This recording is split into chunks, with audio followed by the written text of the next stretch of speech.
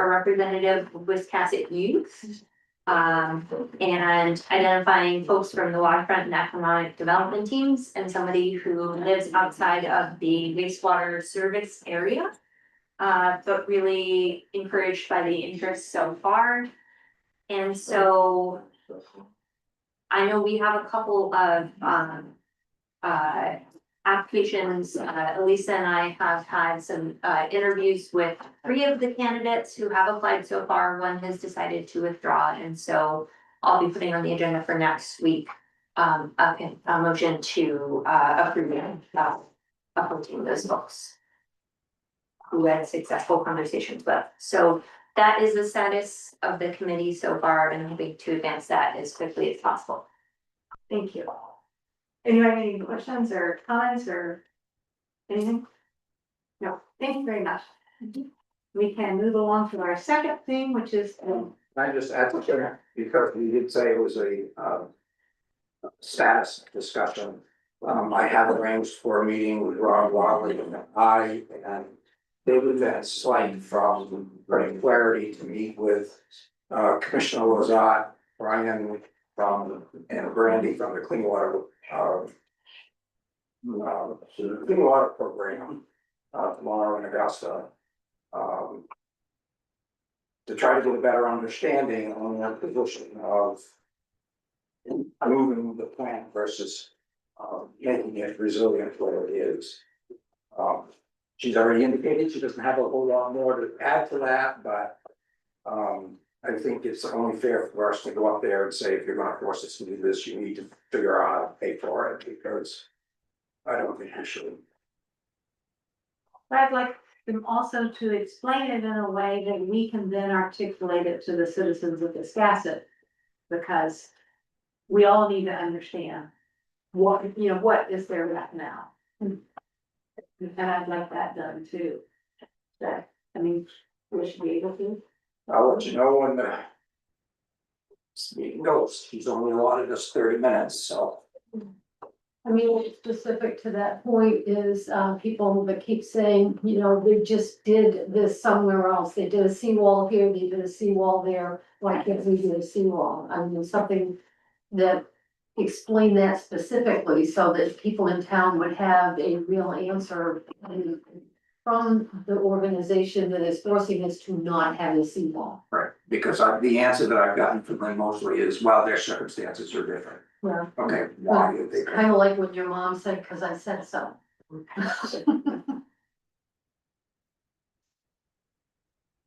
Any other questions or wishes for the meeting? Yeah, I assume you'll report out at our meeting next week. So how that went. Yeah. Okay. So our next item is to discuss more about the fire department cost recovery discussions and the revisions. I know Dennis went away to make a few tweaks to the document based on our conversations last week. Primarily around making it clear that this is not to be something viewed as punitive for using, fire services, et cetera, but more to allow insurance to pay for costs that are incurred that insurance would normally pay for. So I did ask Rob to gather some data for me on what would be billable type calls. Last year, the fire department responded to 202 incidences total. Of that, 111 would have been billable, and 49 of them are motor vehicle accidents. 48 were fire alarms, of which 20 would be billable under the 3 or more responses. Car fires with 3, CO alarms with 8, but they would not be billed unless it went beyond the 3. 1 water flow alarm, 1 broken pipe, and 1 flooded basement. So the car accidents, the car fires, and the water would all be billable under insurance. So the only thing that wouldn't be billable under insurance would be the nuisance fire alarms. So most of this is not going to come out of anybody's pocket unless it's a nuisance fire. I just So I had did- one at my house last week. from all the alarms in my house anymore. And always, Get 2 more. well, I didn't call the fire. I did make a couple of changes, as I said, based on the feedback that I got from the last meeting on, you know, who makes the decision as to who forgives all or a portion of a claim that might be denied. Okay. Any other thoughts? I was good with the edits and the change, including the change that says only the fire department services provided. In other words, I think it makes it more clear to the concern last time that it's not for your average house fire. In fact, it's not for a house fire at all. Right. It's repetitive calls. Right. Yeah, I also like the changes and it was much clearer. So I will bring the certification form to the board meeting on Tuesday for you to sign off on that. Okay. So we have our data center moratorium ordinance.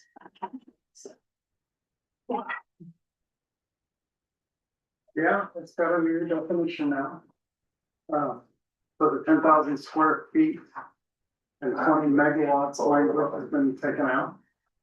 And it Yeah. describes, Had a hard time hearing. I'm sorry, can we not talk, because it makes it really hard for us to hear up here. Thank you. Continue. Could you say that again, Heather? so the language in the ordinance that specified a 10,000 square foot area for data center or 20 megawatt capacity has been removed. So we've got a generic definition that just essentially means any and all data centers. So the definition that I replaced this with is actually the state's definition.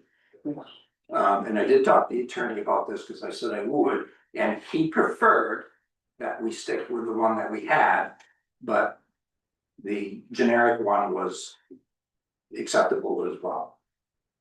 What was his? They just like more specific parameters, that's all. Okay. But if the state is good with this definition, I don't know why we should. We're going with the state because it's, you know, all over the news and people know what that is, and we can just say, if there's any ambiguity, we mean what the state means. Right. And I did broaden the language a little bit more based on his concerns and some of the concerns we had. With the planning board taking the initiative on this, because they do only meet twice a month and they are a volunteer board, and so. We thought the staff could actually work with them, could take the lead and work on the zoning changes that need to be done. This is minor, but the heading for that 19.6 needs to be changed too. Cause it still says planning board review. There's,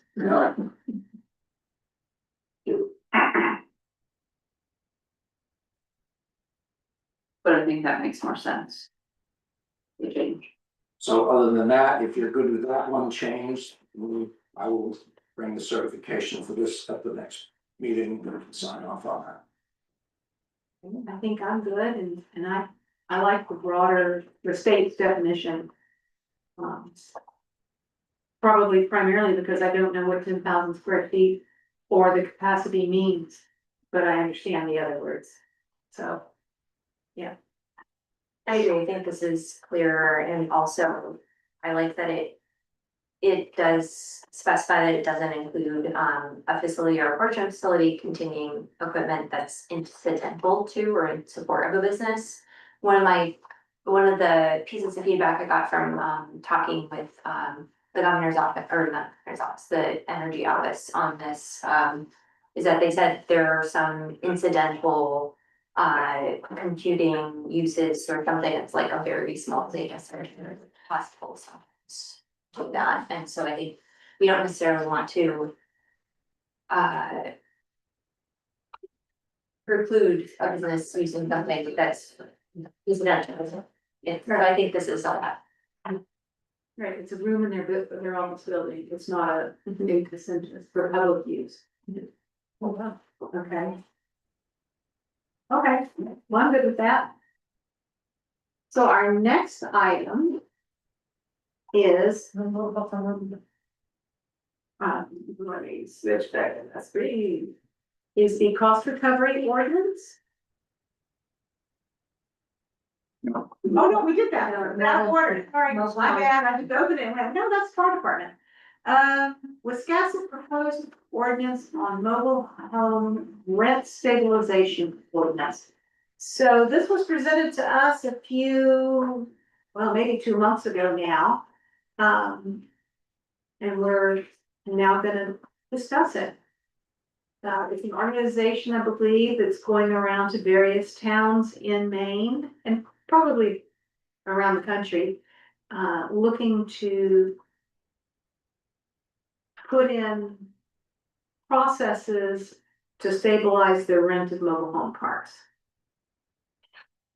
And I trust everyone had a chance to take a look at it. It's my understanding that, that this was brought forward by a group who were upset with larger corporations who were buying more home parks and then immediately jumping the prices up on the fees. That is what we have been told, yes, that is correct.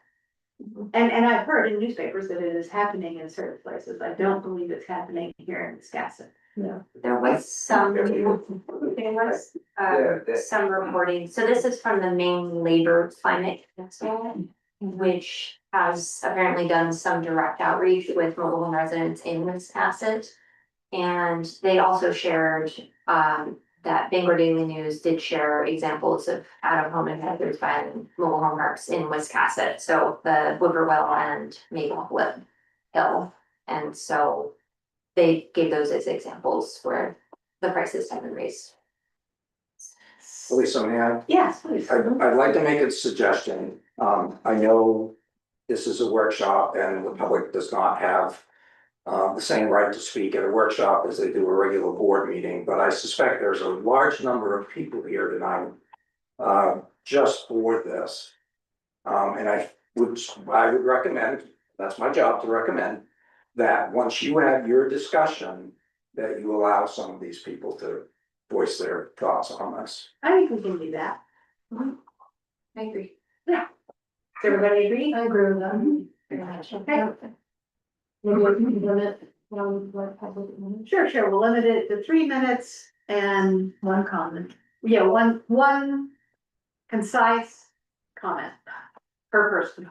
So we'll do that. So I guess my concern is that I don't know, and that's why we're having a workshop. I don't know that this is a problem here.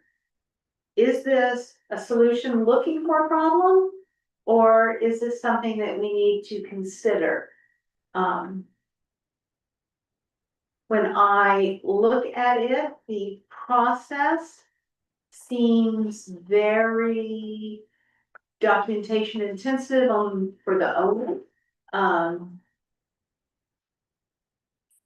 But also the types of things that are included in what would be allowed to be calculated for the increase seem relatively inclusive and appropriate.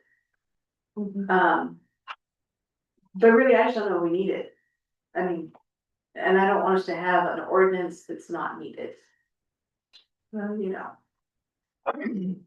Yeah, I'm in favor of having folks speak, because I would like to hear if there are Wisconsin residents, because unfortunately, we've had other issues that have come here that are from outside groups, and it turns out it was not actually a thing here. So that's great if it's a thing, not in that way, to talk about, but my concerns are if it is a problem here. One, just there's a number of things in here that are already in state law that these owners have to do, so I guess that would be one question, how does that overlap work?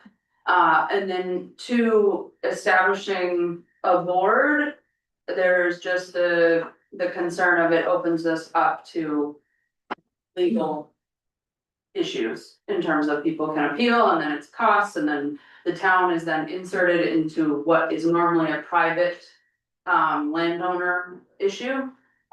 So there are just some of those bigger things to think about. Yeah,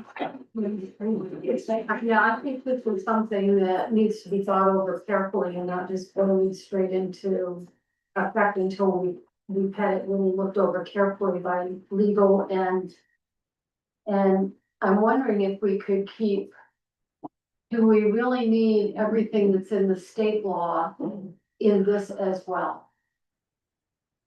Does this have to be document have to be all inclusive, or can we have the state law and then add an ordinance that says, in addition to state law, we'd like to see this in this town? Sure. Well, that's kind of I my mean, question, like the 90 days is already state law. Right, because this is, what is this? This is 10 pages, and if you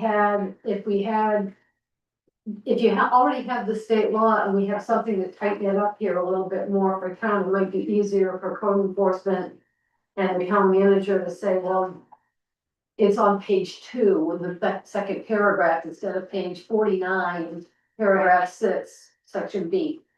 It's. Yep. I don't wanna make it too difficult for the people who are gonna have to manage it. And for the private people who are gonna have to come in with their issues and try to explain them within a dense document. I'd like to see the process be simple for both sides. Yeah, I won't repeat too much what you said, I agree, and I'd like to really better understand where the challenges are for our residents, what the potential challenges are for implementation. And I was also concerned about, all of the staffing requirements and the potential time into managing a rent control board. Yeah. And for the code enforcement officer to have a very strong role in that. So just make sure we're not raising the amount of work, a ton of work. We need more information before we can fully consider this. I think this is a good first step. This is a good document to jump off of. Yeah.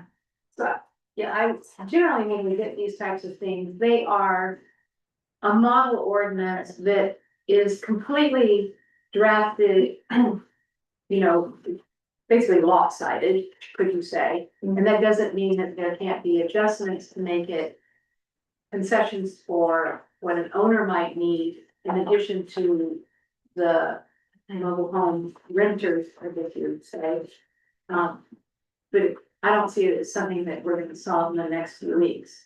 Right. Dennis, was there something? I certainly don't think you can have this ready to go by, next Tuesday. I haven't had this run by the attorney, yet for his comments. At $250 an hour, I wanna see if we even wanna move forward with it before I spend that kind of money. I did a little research and noticed Portland and South Portland apparently passed very similar ordinances in 2020. And I would really like to hear how it's gone for them there. I know they're a different scale of municipality, but I would think that would be really helpful for us to learn. In Portland, there were some court challenges because their definition of what the board could do and how they determine things was not specific enough. So. Cassie, I just looked into it very briefly today, not for Portland and South Portland, but on towns that are of the same scale as Wiscasset, that it passed these similar things. And they haven't experienced a lot of the issues that the bigger cities have had. Yeah. And I would say they, have generally been successful in accomplishing their goals, so. Although I certainly would like to see the administrative burden of this lessened a little bit for the town. A rent control board would be. We have so much luck for when our boards and committees now, Yeah, I see that happening. but anyways, that's fine. I do have to say too, that I know historically when we've had a board or two that in town that once they were given authority, they kind of ran rampant. So It got fairly toxic at one point. any organization or board or anything with power to do things needs to be structured carefully. Across the board. Heather, do you have anything? Yeah, I'm looking forward to hearing what people have to say about this, because, I talked to several people in April, at these mobile home parks who are affected by rate increases. So I'm interested to hear personal stories, and I'm kind of feel the same way as you guys. When I read through this ordinance, it raised a lot of questions. And I'd almost want the attorney to run through it first to give us, what we're actually gonna be talking about, rather than loose ends that I saw throughout this.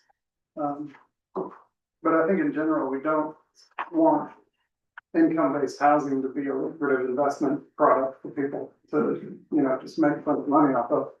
I'm not sure that this ordinance controls against that, so that's why, like housing law gets very complex, and there's lots of, case law that goes into that too, so. Yeah, I'm in principle definitely for it. Just, I wanna get to the, Right, the theory, the theory's language different than that accomplishes that, yeah. exactly, yeah. Any other comments? Okay, so we'll open our workshop to public comment on this particular issue of a proposed ordinance for mobile homes. If you have a comment to make, please stand up, come forward slightly, state your name, where you live, not your address, and, keep your comments to 3 minutes.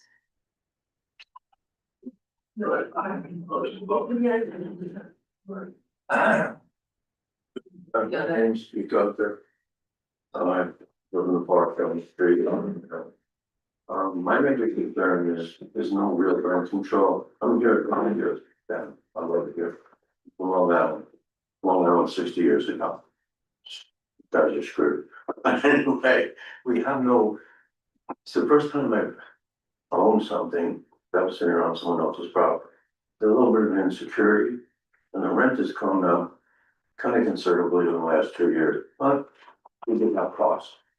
I was the landlord, I kind of understand. There's no ceiling on this in the state, and management companies talk to landlords and have control of the things.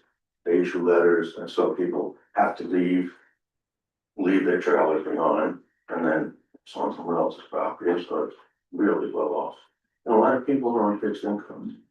I think that about wraps up what I really need to say. You kind of get it, I think. Can I ask you, how much has your rent gone up? 10%, 30%? Well, enough, $200, It's doubled in It's doubled. 300%. Since I've been there, it was like 325 and 650 now. But the new owner did incur costs. Right. I mean, we did get stuff out of the road, leach and field, but if there was a ceiling, and not just for us, for every rental, in the state, city, wherever, however you got structured. But, I'm not looking for a favor for us, but don't you think it'd be fair if all landlords could only raise the rent X amount? Guy doesn't like the tenant, he just jacks it. It's not fair. So Yes. in the time period when it went up from 325 to 650, I've been there 5 years. over a 5-year period? Yes, Okay. well, again, the new owner had costs. I was a landlord 40 years. Oh, yeah. I had spectrum. I live in a trailer now. Okay, that's true, besides just for everything. You got it. I understand. But yeah, that's pretty much it in a nutshell for me. Other people have different concerns. All right, Okay, thank you. thank you. Thank you. All right, you would like to get it, here we go. Hi, Jessica. Thank you for hearing us today. My name is Jessica and I live in the mobile home park, Maplewood. My husband and I purchased the house in 2021, so we do own our mobile home, although not all mobile homes in that lot are rented. There are 30 units. It is a 30-unit community. Our park was acquired for $960,000 by LTV Wiscasset and is managed by Amram out of Augusta. It was constructed in the 1980s and the existing infrastructure is nearing the end of its operational lifespan. Upon purchasing of the property, the investors were cognizant of its condition and recognized that there's the necessity of substantial infrastructure repairs and investments that were overdue. We've had severe water issues. We've had electrical issues. The mobile home parks have been increasingly perceived as traditional housing options, but traditionally and more frequently due to socioeconomic factors such as class discrepancy, wealth description, lower income individuals often find themselves residing in the home parks permanently. This demographic includes elderly individuals, veterans, single adults, disabled individuals, households with low incomes, economically disadvantaged people. Franchise owners are financially distant from the mainstream. Consequently, there is limited alternative housing options available for those already at the bottom of the socioeconomic ladder. Our stories are far more complex than they may appear. I understand concerns raised by housing advocates, developers, and the general public regarding the supply and market investment. However, we cannot build our way out of this crisis if our current residents are displaced before the new laws and legislation take effect. Our rent since 2024 and the new owners taking over has increased 300%. Out at Whipplewell, they have even a higher increased rent. They are in 700s, and for the past 2 years have had positive water results of uranium in their water, and no one has done a thing about it. And it's been brought to people's attention. It's a safety issue, it's a hazard. We should be treated just like everybody else. These are our homes. Many people are on fixed incomes. They cannot afford to continue raising rent. We know that there's a possible. We need to address the mobile home communities that are bought out by private investors and have third-party management companies that do not care about us. No matter what happens, something occurs, we call management, they ignore us.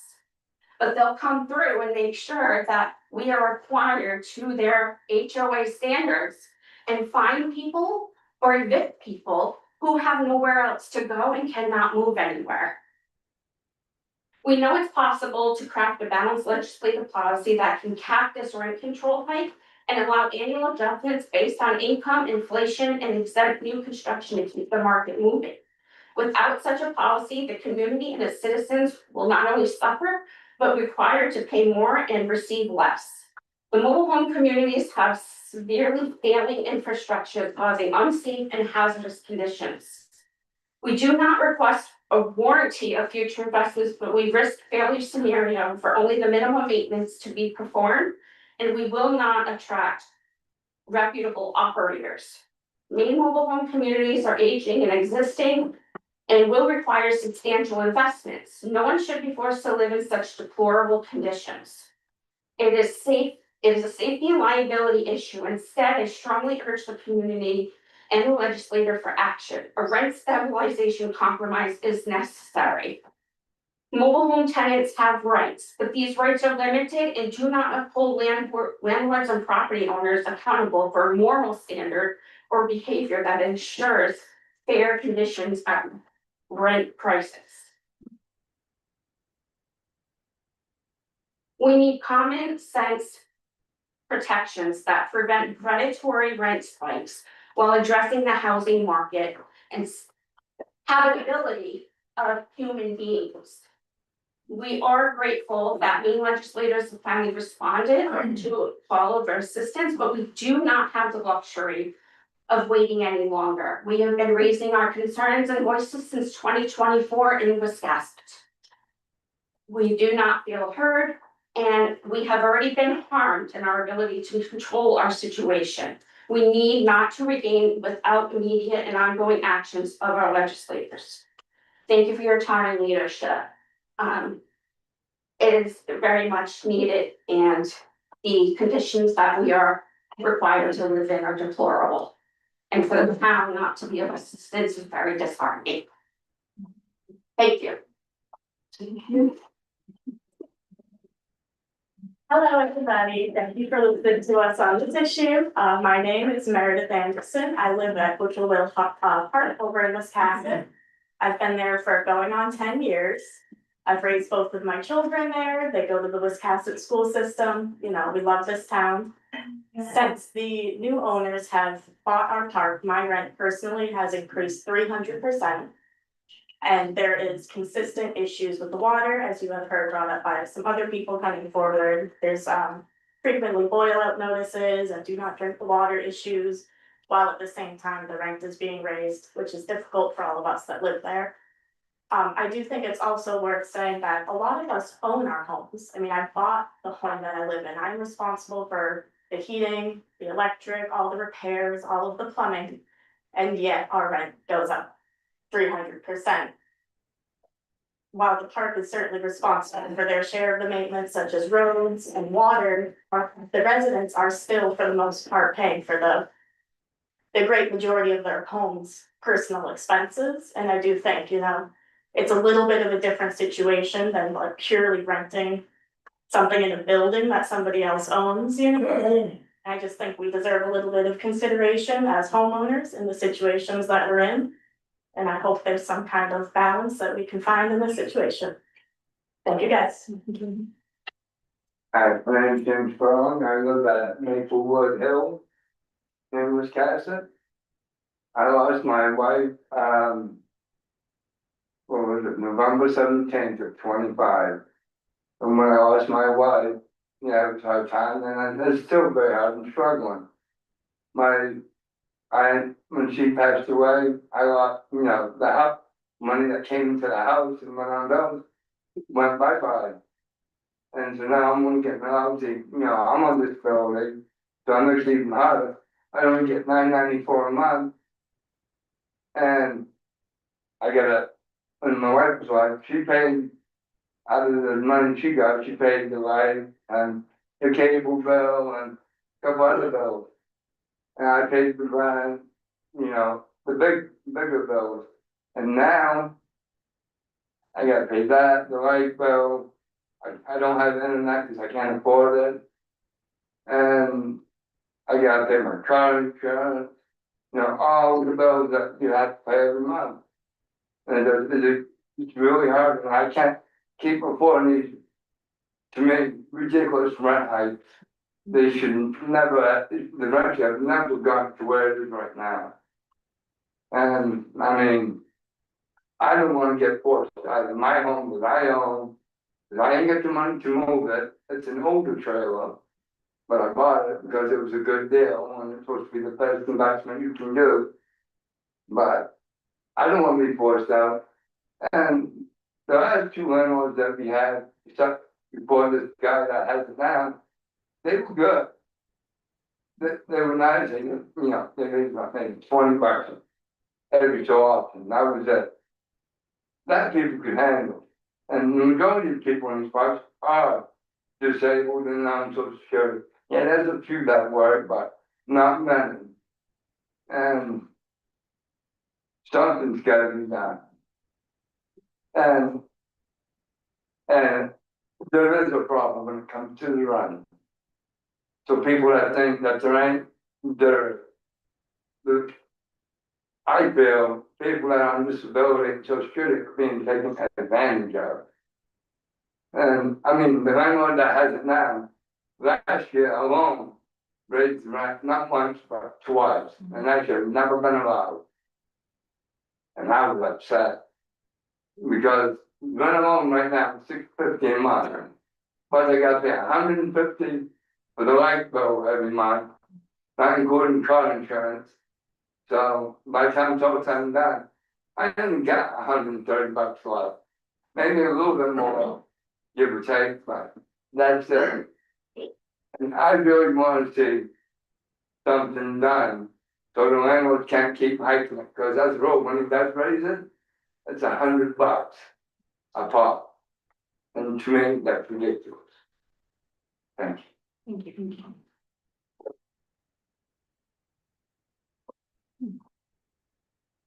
My name is Matthew Ward from Maplewood Park, every, living there, the development has gone up, as everybody said, 300%. And it's just horrible to have to live in a place where you can, for the whole year, you have in your back of your mind, oh, the lot rent can go up $100 at any time. Because there's nothing really stopping them, and all they have to say is, oh, we just wanna fix this, and then they just don't fix it. They haven't fixed anything that they've said they're gonna fix. And that's why they keep raising the lot rent, they keep saying, we're gonna fix this, and then they don't fix it, they just raise the lot rent up. I think it's kind of ridiculous to have to live in your home and be like, oh, there's nothing stopping them from just raising the price of your lot. As much as they want at all times. Except for a small law that say have to wait 90 days of notice. It's about it. And I think it would be great if we could pass something that would stop them and maybe have them actually have to do the things that they're promising that they're gonna do with the money when they do raise the lot rent. Because they're not doing that right now. They're just raising it, not doing anything with the money that we're giving. That's say thank you for your time.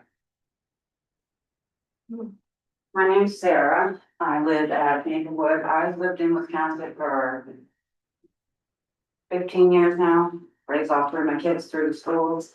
Town's been great to me.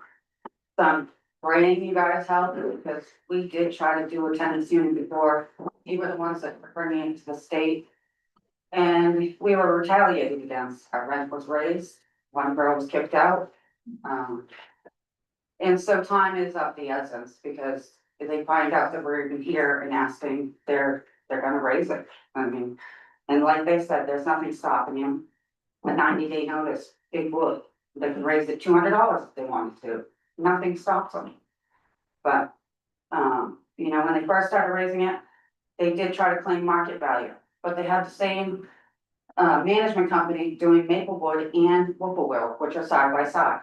So you raise one, obviously the market value, yes, they're gonna raise the other one, and that's what they're going on. My daughter lives in a trailer park in Lewiston, and they're passing an ordinance right now, they're working on it. And her rent is only $540 a month.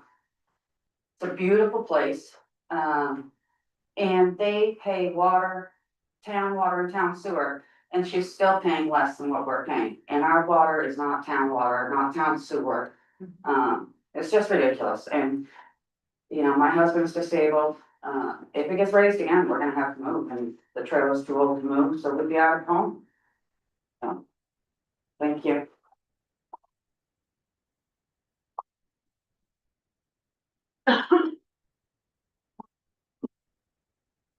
First of all, I'd like to thank you guys. I admire you guys for listening to the discussion. My name is John Cabral. I'm from Alna. So quick history on this, because I know there was some comments made. Quick history on it is there was legislation that was passed that has no teeth. It doesn't support the tenants at all. The legislation that was passed, they have to put their money together to go through mediation. Half the people that you just heard, you're only a fraction of the 45 people that asked to be here tonight. So we kind of dialed it back. We didn't want so many people to bombard you guys. All right. I work at Bath Iron Works. W behind me works there as well. We're on the legislative committee. We were asked to, we volunteered to get involved with the MLCC stuff. So I can give you a little bit of history. We're trying to get ahead of what's happened in Searsport. A couple of years ago, we were talking to an elderly lady in Searsport, and she said, hey, as we're going around talking to people about a particular union guy that was running for a seat up there. She said, I'll support your cause if you support mine. So we said, okay, what are you talking about? This is in 2024? 2024. She's a little older lady. I'm gonna tell you guys this, just so you know where to start. We're like, what the hell's going on? She goes, my lot rent's $900 a month. And some investor bought our lot, our trailer park, and jacked it up. My husband passed away and I lived on $1,200. So we were like, what the hell? So we had a discussion. We were like, hey, is there an opportunity here to help people? This is what we do. We're on the legislative committee. So we had some discussions moving forward. When we're in other towns, another thing I want to clear up, These residents reached out to us. We did not go to them. They reached out to us because they heard we were helping people in other communities. So the prerogative here is not to like battle people, landowners, things like this. The prerogative here is there's only so much affordable housing left in the state of Maine. If we ignore the tenants in mobile home parks, whatever form of affordable housing is, it's the last form of affordable housing in the state. So once again, I really thank all of you guys for opening up for discussion. You didn't have to do that. I thank you for that. I thank you for listening to the people. And hopefully you guys get a little bit of intel on how some of these people really live and how important this is to them. All right, thank you guys. I'll be real quick, man. I'm done, so I'll ask for Jonathan. We're the chip yard, we have one of our members living, I'm a community guy, Big Park. And, but he gave me a story on how we got involved. But if you guys worried about the language on these ordinances, they've already been approved by the state. So they're already gonna be, I mean, we're going through these all over the place. And, I mean, we can do it for citizens initiative, we're used to it, we just got accustomed to it. But we'd like to have you guys help to not have to do it. We talk to a lot of people, I don't care if I mean, I don't know if you know Con Pop, right? He's a like diehard conservative. But guess what? He signed my petition because it's a working class issue, right? This money is all going, when these investors buy this money, that money doesn't stay here, right? I just bought a truck down here at West Castle Ford, right? Because I'm able to afford it. But when you're taking that money and it's going to Florida and California, that's doing nothing for this area. So with that being said, I mean, it's just an issue that needs to be addressed. So, thank you.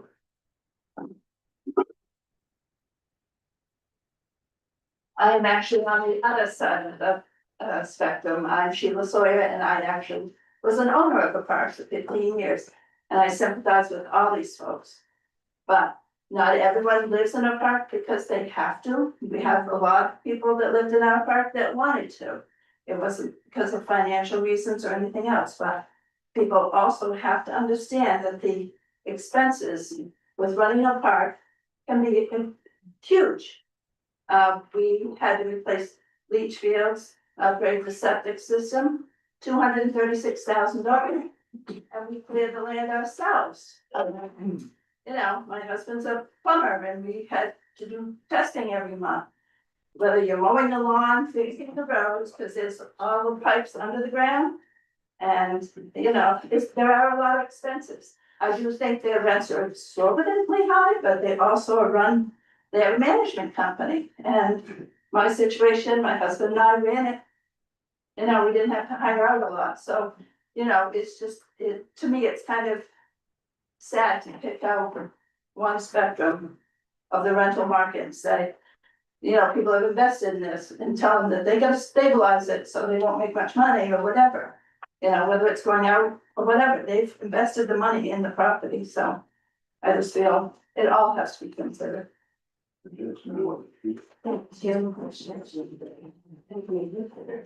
Sure. This is a very real problem. And the residents in the mobile parks have been dealing with this for years. Well, I was a representative, I sat in the group with them a number of times, try to get something done and failed. And it's a very real problem. This proposed ordinance, I think is a nightmare. You get into the fact where you are now deciding what's a decent rate of return for a business. I'm not sure the Wiscasset should be a part of that. We've crossed a line and gotten involved between a contractor and a contractee. And that's gonna raise all kinds of issues, okay? The owners today are deplorable as far as I'm concerned. They've raised the rent without understanding, they've raised that a number of times. There's safety issues in these bars, in these parks with septic systems, there's road erosion, there's health problems, there's water problems, and they're not being dealt with successfully at all. So this is a very real problem. My concern is with the ordinance itself and some of the stipulations in it. We really think if we're gonna do this kind of thing, we need to have a detailed review of this ordinance and others as well. I guess just deviating a little bit. I'm kind of concerned that come September first, the public will not have an opportunity to truly go through this thing line by line and understand what they're signing up to. So, thank you. I think I've already said there's just no way this is going to be on September first for November ballot. It just. Oh, I didn't know that. No. For any of these? The two previous, yes, because we've already had discussions about those, but this is just very much a starting point. So you're saying the fire accountability thing and the. Well, they'll make that decision on Tuesday, but yes, it's the plan. Yeah, and will there be public comment allowed there? Yep, it's a regular board meeting. Yeah, that's a regular meeting. Okay. And for the record, that's Ed Paul Oh, yes, I'm sorry. Sure. Yeah. My name is Eric Fleischman and I've been working with the residents for quite about 2 months now. I want to recognize that absolutely there have been local landowners, landlords that are fantastic. That when Mainers own Maine property, they're fantastic. If they live by the park and they go and they help and everything. We're entering a point where 25% of parks in Maine are not owned by Mainers anymore, that they're owned by out-of-state companies.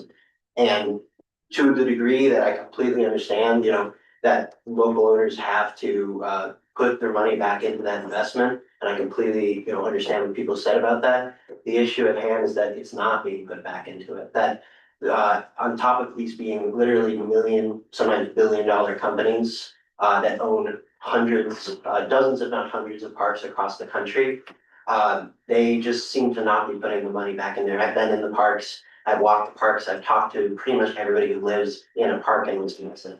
And people are just desperate. And I understand there's a need for reinvestment, I understand we want to encourage that, but truly, there's nowhere for these people to go. It's this, or there's no Section 8 housing that's available, there's very little senior housing, people will be out on the streets. And they own their homes.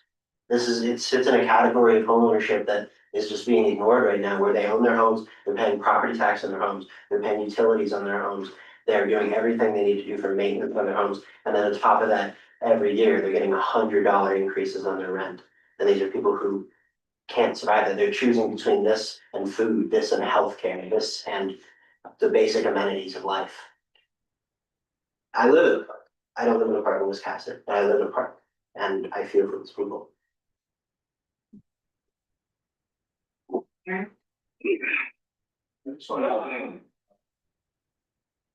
Few of these people and the difficult situation, like I said. But one thing I think we might consider is that there's maybe rather than getting into the weeds with this ordinance, but there's other ordinance changes that we could consider. Or a similar ordinance to regulate the way these parks are being managed. So at the very least, that the public safety and public health issues are being resolved. What I'm hearing is that even though that they get the rent, rate increase, but the issues aren't being resolved. If we maybe come to spitball but license the parks, and regulate them to make sure that they maintain a certain standard, then we could, if they don't meet that standard, right, the manager doesn't meet that standard, then we can send them a notice of violation. Right, to send them to say, hey, great, you're in violation of this, you need to bring this up to code. And that's just one other way of looking at it, and it wouldn't help the rent. Understand, but I'm also trying to resolve the public safety and health things like the water issue and radon and electrical issues and things like that. That's all. So it's my understanding that the state of Maine maybe quasi regulates the mobile homes. Is that correct? Kind of, Just peaceful, they just passed it. but before, Well, there are multiple laws, so there are multiple laws. there's not like one. Right, She was. they do regulate you, you have to be licensed, and then they do inspections, you have to, when you have a, we were a private, public. Park, and so monthly testing for certain bacteria and chloroform and all that. Quarterly testing on other things, you have to report that, and it has to be done, delivered that day, there's all kinds of different regulations. Maine Rural Water is very helpful, we were a member of them, and they were very helpful. And if we had a problem with the park, we could call upon them, and they have staff to come down and help you diagnose things. We had a water break at one point, we had to dig a hole in the middle of the park 10 feet deep, but it had to be replaced, but even dowsing, it's just the simplest things you think, but it costs a lot of money. And, but the state does regulate, even as far as selling the park, when we went to sell it, we had to offer it with 90 days to our park owners. We also had to notify, like Maine State Housing, because they had a mortgage on one of the homes in the park. You know, every time you turn around, you have to report to the state, and they are in touch regularly. And they let you know if something's not right, and you can go on and look at any license that's recorded on the state website and see what the violations or anything that have been reported on it.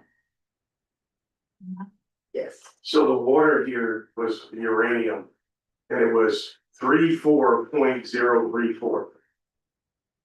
Was it's not even close to what the regulations are, and it's not tested once a month.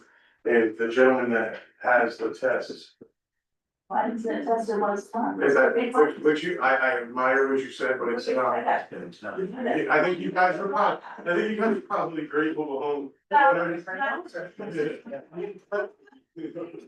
Sorry. One at a time. But that's not, I think she was doing was awesome, but I don't think that's true. So once a month, that's not. Okay. So, so what I've got from this so far, and what we've just added from Aaron. I mean, Aaron was talking about writing an ordinance that held parks to standards.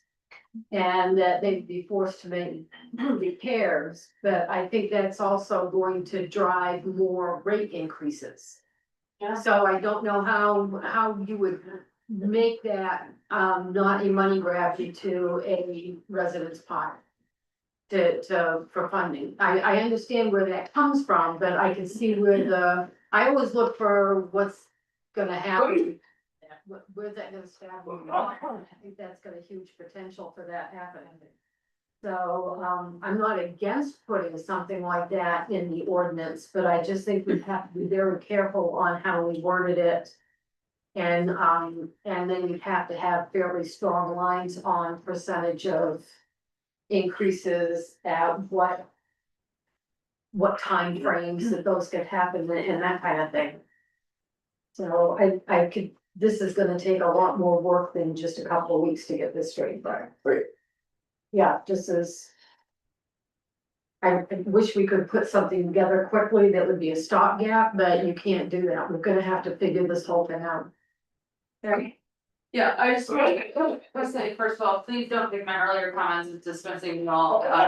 It's just there are unfortunately organizations out there that do try to take advantage of folks and whatnot, just to get their agendas passed. So thank you all for coming, and I really appreciate it, and I'm sorry that it came to a point where you had to come.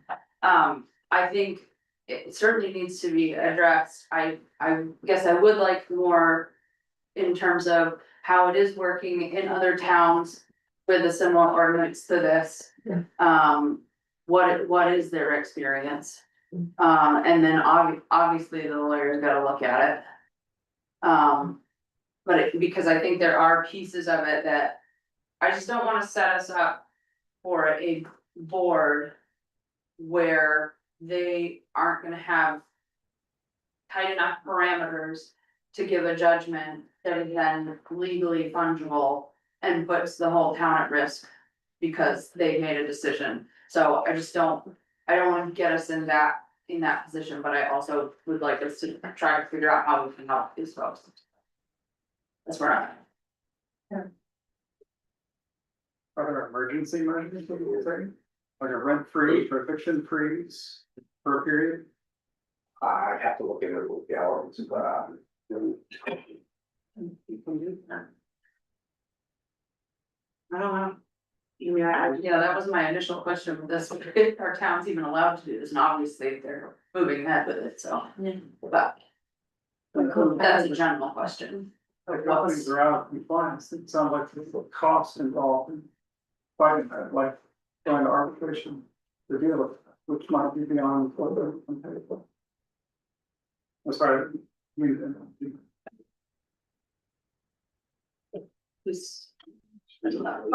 yeah, sorry. No worries. I know this you graciously opened to public comment. Generally, towns, depending on the charter of the town, can do a 180-day moratorium on rent increases as long as they can demonstrate that they are using it that time to continue to work on an ordinance that would address it.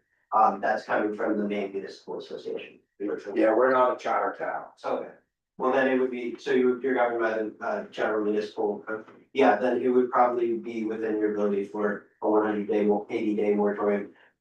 You know, of course, with the caveat that it has to be used to do it, just so there's no retaliation, you know, with an attempt to refer an extreme increase before the ordinance can be put in place. Off the top of my head, I think if 15 towns passed it, I recommend looking at Searsport, Auburn, Waterville, Brunswick, Sanford.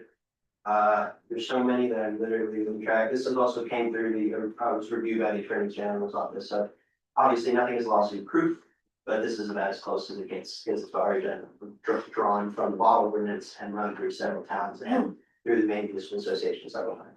Yeah, I did literally look at all of those towns. Oh, fantastic. I appreciate that. And I guess I'd like us to look at the board that would manage this, that seems potentially a lot. But maybe once it's in place, it actually becomes a smooth process. And it isn't a burden.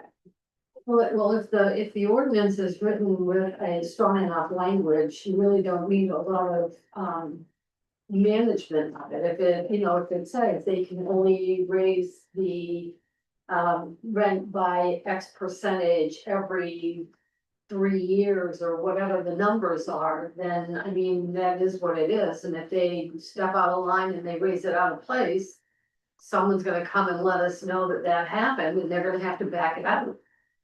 I mean, that's why we need to have strong enough language in the ordinance that it's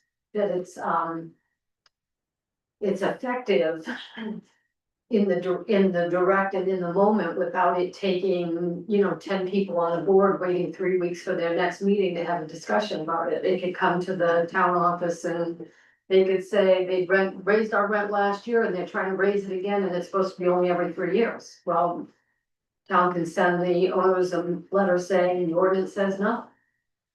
I mean, that, it just needs to be strong language. Specifically, the reasonable rate of return is what we're using, words like reasonable are subjective, not objective. That's a squishy term.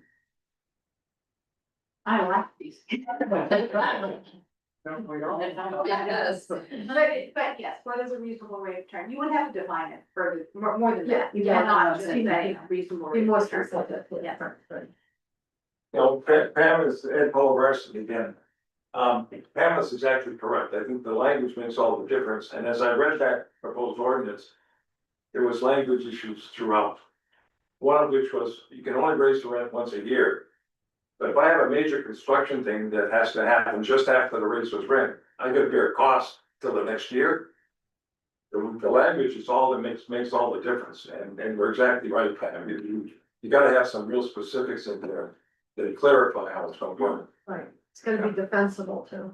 But that's it, that goes back to one of the original issues is there's some things like that I believe are state law. So we need to parse out what needs to stay in there or not based on state law. Or just reference state law. Right. Right, these things are covered by state law.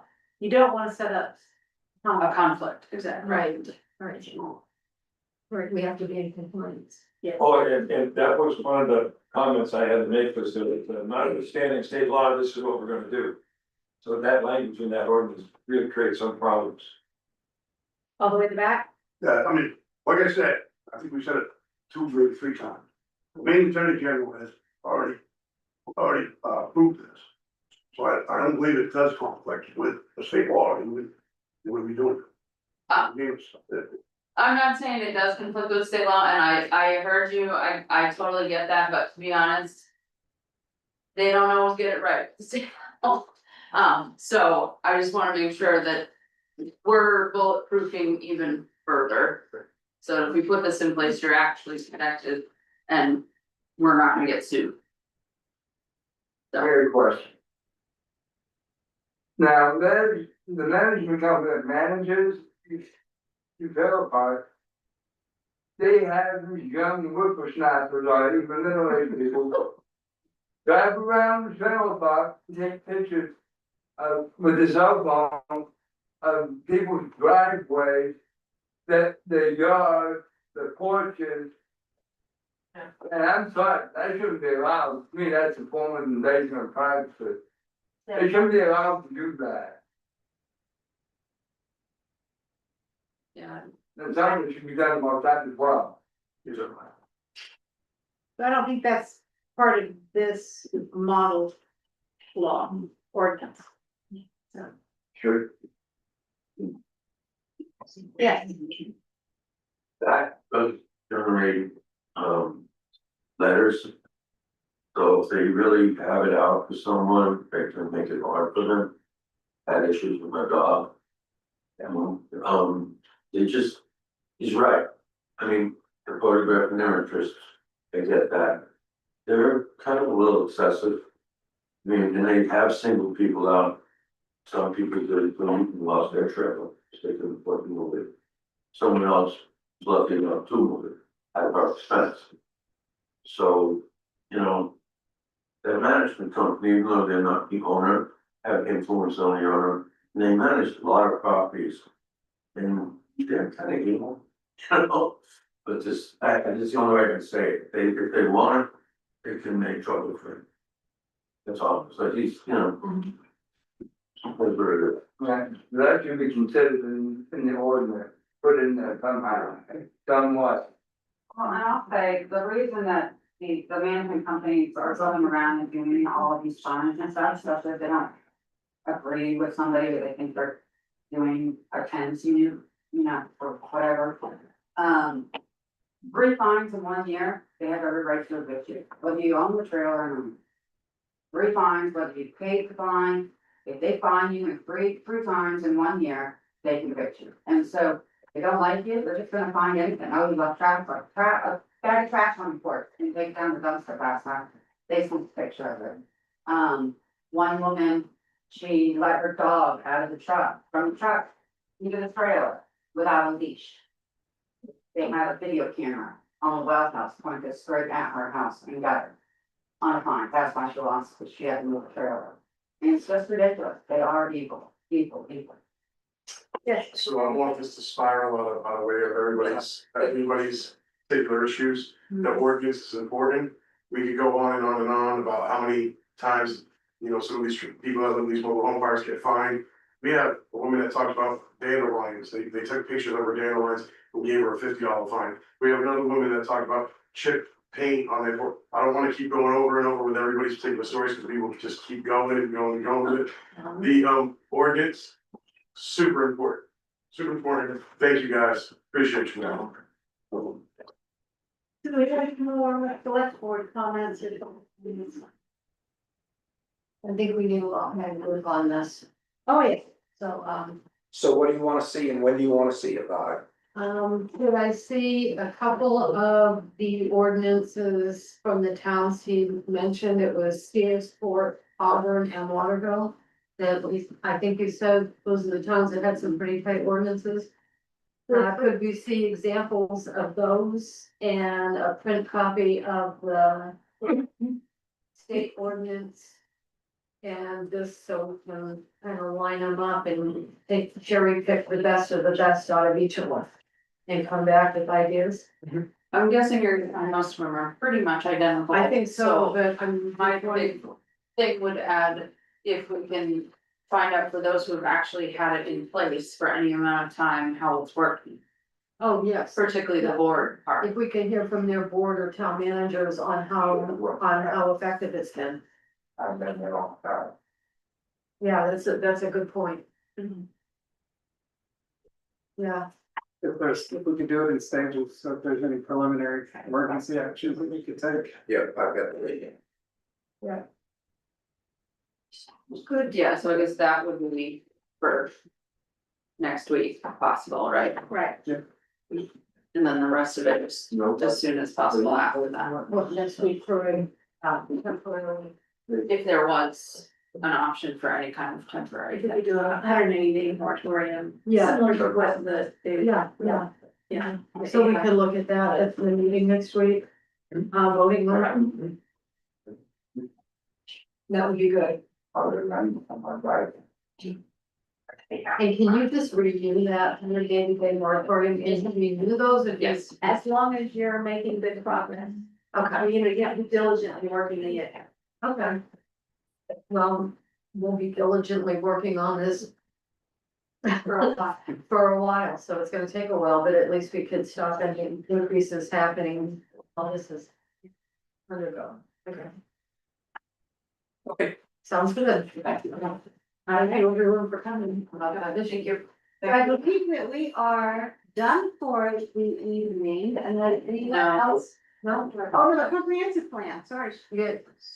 So Aaron and I can give a update on that. So apologies that it's taken so long. Part of it is, I think in general, it's crazy that the state thinks that this should basically be done by volunteers, given the scope and scale of these things. Even just with some help from town staff, and some towns just pay a ton of money and have somebody else do it. We're sort of a combo of both. We do have one that helps too. We do have one consultant who has been working on a bunch of the shelters. Sorry. Thank Thank you very much. It's impossible to hear. Aaron, It's still going to lunch, sir. Thanks for coming. Thank you. Aaron's been working on some of the chapters. I have a chapter almost done, and then, Jacob, who's the consultant, has been working on a bunch of them. So basically, how it works is with all the chapters, there's a large amount of work that is simply updating things, like the population chapter that I'm working on. I literally just have to go back and look at all the demographic data and put it into there. So it's not like a public input process or whatever, you just have to put it in there.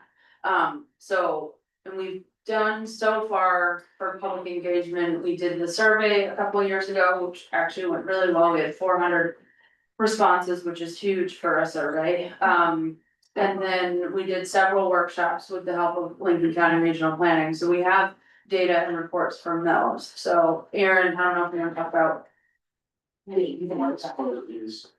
I'd like to work with Sarah and just price out, and come up with an engagement plan for the next step. Communities do it differently. I've worked in one community that the committee did, a lot of the engagement at a very granular level, like, we called in committees and nonprofits and, stakeholder groups. And we interviewed them and we sort of put their notes into into the actual narrative and help develop goals and priorities. We could go out, and then after we did that, we also went and held a couple public hearings and engaged the public. We could, hire a facilitator to help, and this is where a lot of communities do this. When they generally use like the COG to come in and help moderate, facilitate some meetings to help engage the public. We've done some of that, which is good. I think the next step is once we have the narrative straight, is to come up with some sort of public engagement plan. And I think Sam and I, will get you some, a plan here, in the near future. And I think, the public engagement plan will be like late fall or early winter. I think that's very good. Will be. Yeah, the committee's talked about, using BACT as a model. If you look at their comp plan, it's a lot easier to digest. They have a really good first few pages of actionable items. There's of course all the appendices and all that stuff too. But, it seems like that is a better way to make sure it doesn't just sit on the shelf and get dusted. We're open to whatever y'all recommend for digestibility and use. Yeah, so pretty soon. We should have a lot more than we did in terms of what Jacob's worked on. Which is huge, cause like I said, that's the time consuming part. So, Could you share what the chapters are, that they cover? there's Basically, 14 of them. or what this, what the. I can email you that, for chapters. They're required by, law, or not law, but state rules, that way, remember, I think they did. Here. Management Act. I think this is all of them. Agricultural and forest resources, economy, existing land use, fiscal capacity and capital investment, future land use plan.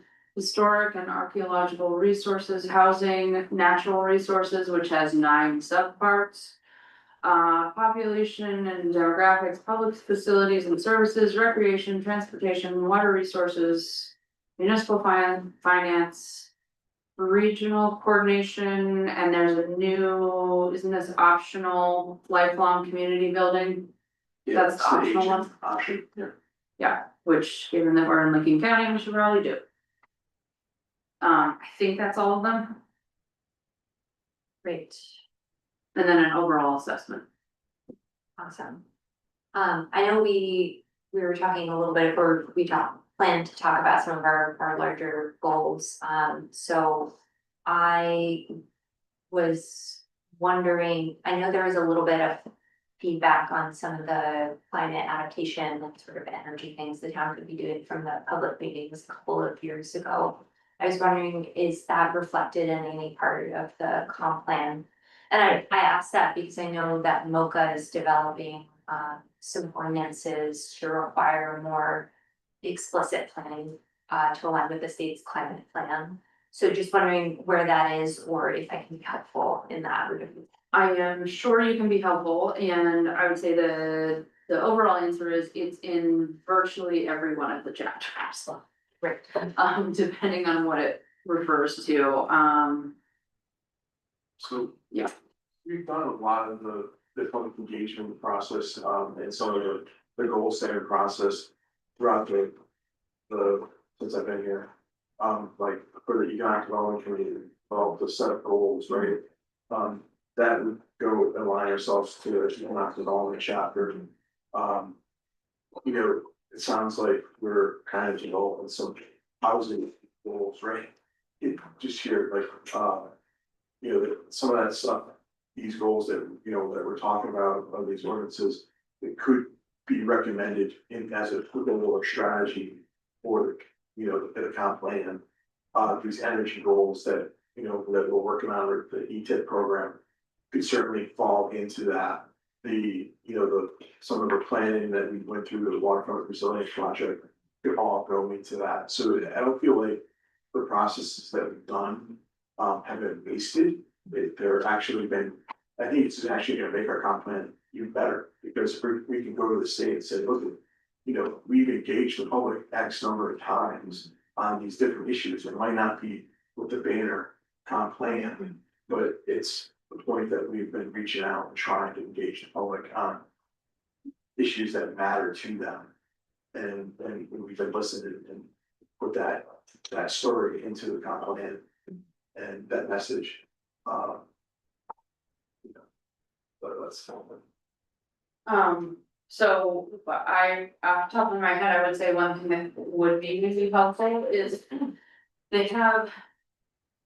I don't know what the checklists, I think they're officially called, for each of the chapters, and if you wanted to look at those to see where you think various pieces would fit in, that would be helpful. Very happy to do that. Okay, I can get you those, there's checklists, and then I should mention that the transportation chapter is something probably needs a little bit of updating, but, Lincoln County Regional Planning already did that one for us, so they did all the work for that.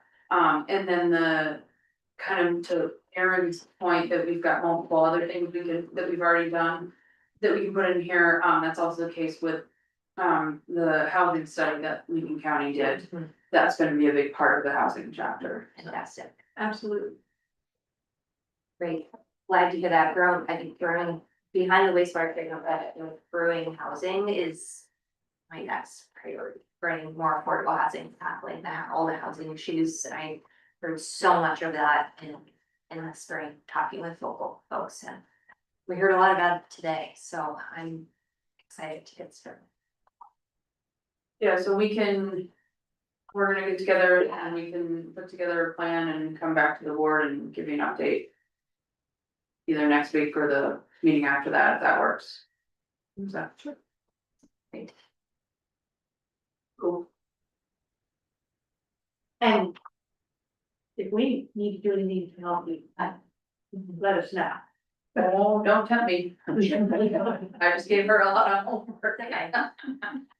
As some of you may know, I worked on the state's climate action plan in 2020, so I know that thing back to front, and it's been a little bit updated, but I am very, very familiar with the same goals. Happy. And we still do have several committee members, and I should give a shout out to Anna, who's already done a ton of work on the natural resources chapters, which are a big next, so. They will certainly still be involved and definitely helping out with the review of the chapters once they come in for the first draft and the public engagements. Right, do you have enough on your committee? No, as with many others, we need more, so. And folks in the room are very excited to go here. Putting out there another great opportunity. Oh, we're supposed to be able to hear you. Deborah, I think you need to sit up front. Come on up front, Jen. Thank you, Sarah. I can hear you back row. I get that a lot. Yeah. Theater, place. So I actually have for the last now 3 meetings had comments from the public, especially on YouTube, because you both talk so very softly that they can't hear. So I am going to buy each of you a lapel mic. And put up, Great plan. and put up some speakers so that. I'll get. Because the ones on the tables just didn't seem to work out well, people just didn't close enough to them, they didn't turn them on, we got feedback back to them, and so. They went away, but because this does seem to be a constant problem, I am going to get you a solution. Will the lapel mics work with the owl? Don't you get feedback from that? That's why I didn't buy anything today, I've gotta do a little bit of research to make sure that what I do get works the way I want it to. But I'll come up with something. Because having 2 mics, they're gonna feed each other. Just gotta project. I'll work on projecting more. Or just be like me, loud. Which, you know, that's what I do. I can work with you. That's right. My debate coach in high school would probably be sad right now. So I'll work on- turn your head, it's good. Okay. So just look at us and not them. Sorry. We don't feel neglected, we know you're talking loudly. Okay, so do we have any more comments or thoughts about the comprehensive plan? We're all good. Now, do we have other items for discussion? Only one from me, which was that, with the new ad hoc wastewater, committee, public engagement committee, I'm finding my own availability to attend the planning board meetings has pretty much shrunk to non-existent. So unfortunately, I think I need to step back from that role as the liaison to the planning board. To preserve the wastewater, and I still work with WCAT very frequently. Okay, thank you. So we'll put that on for next week to maybe assign Correct. a new liaison. Okay.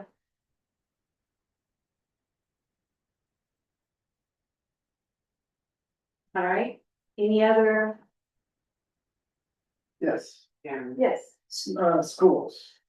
That was another thing that I heard a lot about, in April, when I was talking to people. And Dennis and I had a conversation about it a while back. But there was one thing that we could ask is for the superintendent to come and give an annual report to the board. And I know we got this traditional separation between the select board and the school committee. But I think it makes sense to bridge that a little bit. Because what happens in the schools directly affects our economic, resiliency and diversity. People's concerns, the schools are not serving students, and so the students go elsewhere, or people considering whether or not they move here. So I think that the nature of that justifies us having some oversight. We have no oversight. So I would just make the distinction between traditional legal. It's not traditional separation, it's a legal separation. Okay. I disagree. You may know you disagree. Fair trees are It's not silent. open, Silent. it's not open. I understand. Okay. So. I- We There's talked about that, like, in June. And you said that that we could pass an ordinance that would require the superintendent to make an annual report to the board. I don't know that while an ordinance would certainly probably force that issue.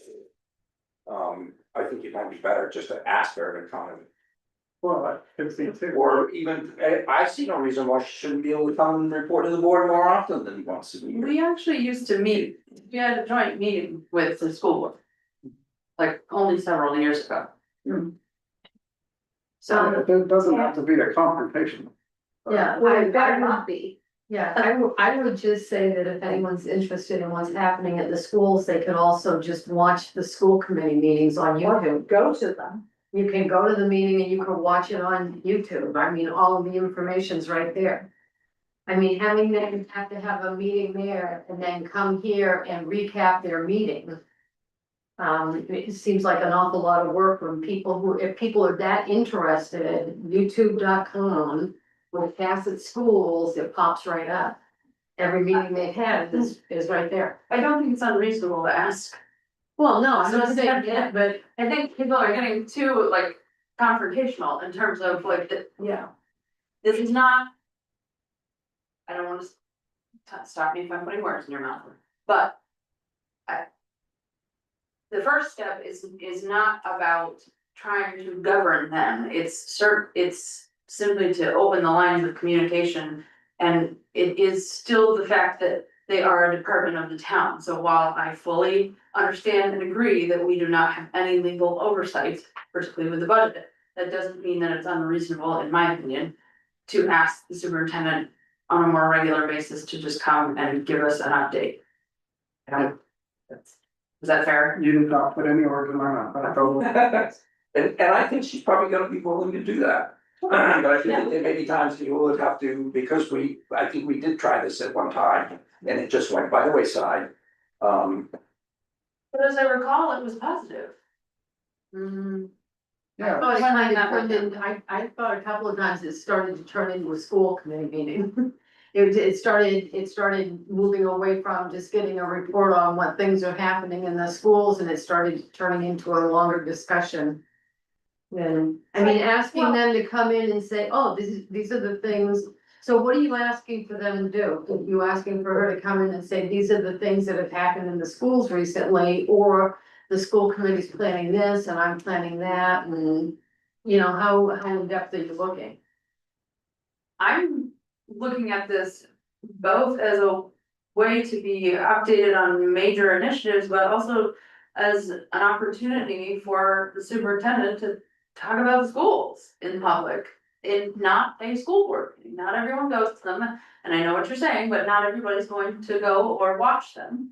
And I just don't think that's bad to have an overlap, and I think if you did go back to every once in a while, I think just yearly meeting, having a joint meeting with the school board, you would have goals on what you're talking about, not just, oh, well, we did this and we did this and we did this, that there would be actual discussions. I'm not adverse to the idea. You're sounding like I'm not adverse to the idea, I'm just saying it's, I don't know if her coming every month and giving us. Well, what, no, I Oh, won't. okay, I think that would be No. putting a lot of work.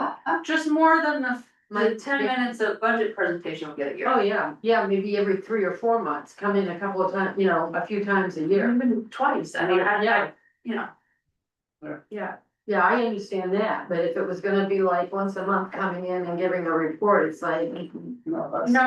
oh, okay, cause that's what it sounded like you were saying. Not actually, it's an Oh, okay. annual. Oh, okay. And, but yeah, 2 or 3 times a year would be great. Just, it's more of a relationship, it's one of our biggest cost centers, so it's, you know. The biggest. us- The biggest. Well, yeah, it's a spoke, but, so, yeah, it's a big cooperative effort, sometimes things get contentious in the school committee meeting, changing the venue is a good, you know, a good way to help. Smooth those kind of things over. I think it's worth pursuing and asking. I concur. I think this sounds reasonable, I think quarterly even sounds reasonable, you know, budget season comes up once a year and hearing in between budget season sounds like a good. A good opportunity. Yeah, so would the chairman like to reach out to the superintendent, see if she'd like to come in and ask if she'd like to come out and maybe give a brief presentation on the schools every 3 or 4 months? What do we wanna hear about? Yeah, because it's just gonna be a cheerleading committee, that's all. That's all. I think we're making this too complicated, it's talking about opportunities and challenges. It's both, it's both an opportunity for us to hear what challenges they are facing, for them to communicate that directly, for the public to have more engagement. I don't think that it is appropriate to have the superintendent come in and have to report on things that she's already reporting on as school board, which is the correct function for her reporting, and then have to do all of that again here. I think that's not what I mean, and I don't think that's what Heather means, it's not a carbon copy of everything she's already doing. I don't know, maybe I need to think about a different wording for it, but I really don't think this is a bad thing, and So I don't think that or it's- unreasonable. I don't think that it's a bad thing in theory. And I think in usage, it may be extremely contentious and destructive.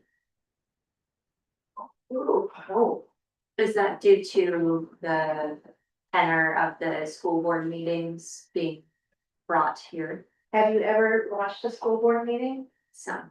And I heard a lot more. Couple. And Well, and I would not suggest that this be a public discussion, it's a presentation to the board to ask questions, just like. Don't throw anything at me. If Dennis went and did the same over there, it's not apples to apples, but if you're. Right. But just the idea of cross communication, I don't think it's a bad thing. I don't, I really don't like this whole us versus them, we're supposed to be. I don't see it as us versus them, I just. see No, I'm them saying- functioning. The public sometimes sees that because we don't communicate. Right, I mean, I actually think that we communicate a lot, I think that people don't. Which is why it's wonderful that y'all are here. But I mean, with the school board directly, I don't mean we don't communicate with the public. yeah, yeah, like, I was being facetious, I said two of us do. Talk to the school board. I don't know, sorry, I thought it was a positive thing and I don't. I think I agree, and perhaps we could trial this by inviting her to come and talk with us, and then maybe we could have a brief discussion about what that could look like in the future. And just something, ensuring good communications and good public awareness of what's going on with the school board. as long as it's just a report, that's fine. I think it's just important to make the distinction that the school is managed by an elected school committee that is responsive to the people that elected them. Just like the select board is an elected board that's responsive to the people that elected them. And if you don't like the job that they're doing, elect somebody else. It really is that simple.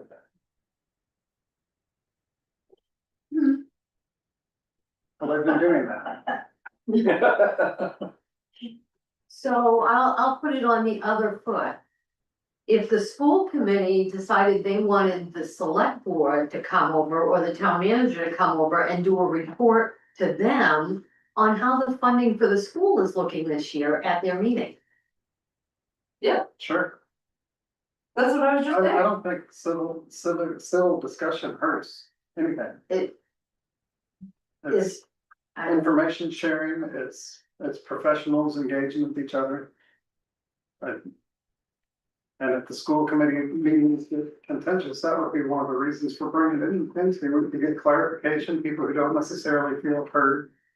In that, then you can be heard in this one.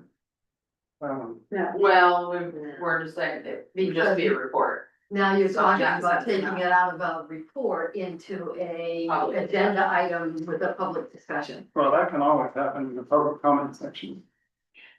But it doesn't turn into a discussion, Right. if we don't discuss public comment, we just listen, And which still is not a bad thing, Ed knows. public comment cannot be on something that is in the agenda. Yes. Right, Right. So okay, so for, throw that comment out. right. Yeah, no, I'm just thinking, you need to think about, I mean, I'm not saying it's a terrible idea, it's just how it will work and thinking about it, because it's not just something you say, hey, Kim, you wanna come in and talk for 15 minutes about the schools, because it will eventually morph into something else. Right, and Yeah. we can control that and make sure it morphs into something constructive. So,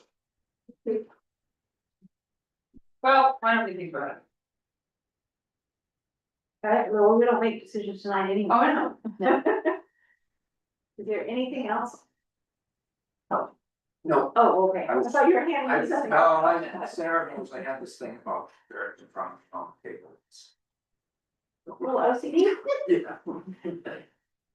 Yes, Aaron?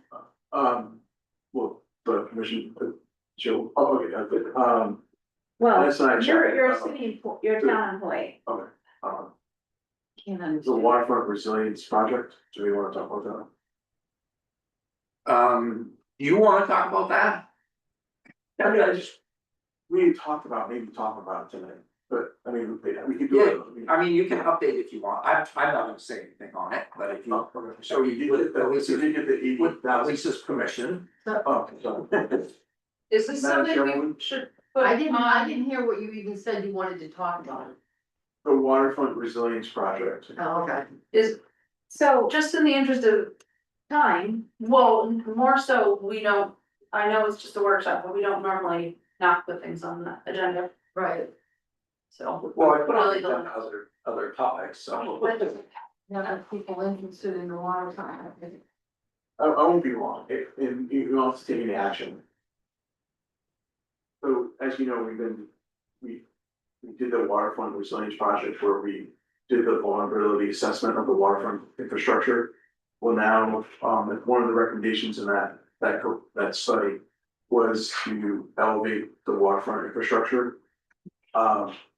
And we applied for a grant for a green action grant to design and engineer and permit the elevation of the piers. We got that money, the $80,000. And so now Dennis just signed the contract with the state. It finally just got it and worked it out. So I'm gonna have to put out on the hired engineer to come out and actually go, and do the work, design, do the work of elevate the piers and stuff. So there'll be some staff time that I'll have to dedicate towards that project. So actually, this is actually in my manager's report. Oh, I didn't see anything, so sorry. I didn't know if you had something different to add to that, so. That, I'm thrilled to hear we signed the contract finally, and there's a long delay. Okay, do we have any other items? Seeing none, move to adjourn. No, we don't vote. Nothing, no vote. We're just done. Oh, that's right. Yeah, just adjourn. We're done. This time.